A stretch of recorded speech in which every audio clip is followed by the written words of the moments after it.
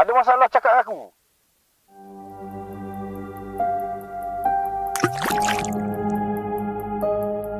Mati lah semua benda. Aku tak peduli dah.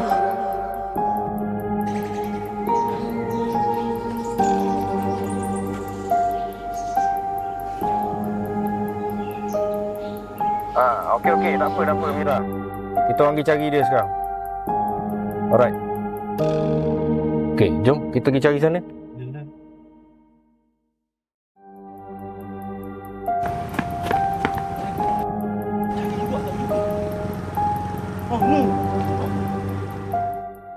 Hidup ni bukan sentiasa indah.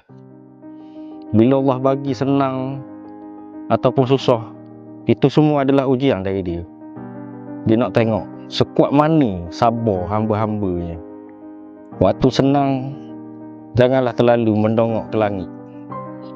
Allah boleh beri, Allah juga boleh tarik bila masa je. Sekarang mudah jatuh terduduk gini. Mungkin ini adalah teguran daripada dia. Dia rindu nak membalik dekatkan diri pada dia. Sebagai kawan, aku boleh je bagi pinjam duit untuk mu survive sekejap. Tapi itu bukanlah solution yang sebenar. Sebagai sahabat,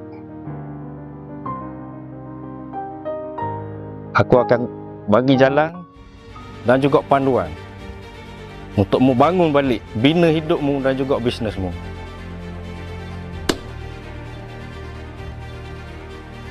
Hang jangan biar hidup hang hancur. Hang kena bangkit, bro.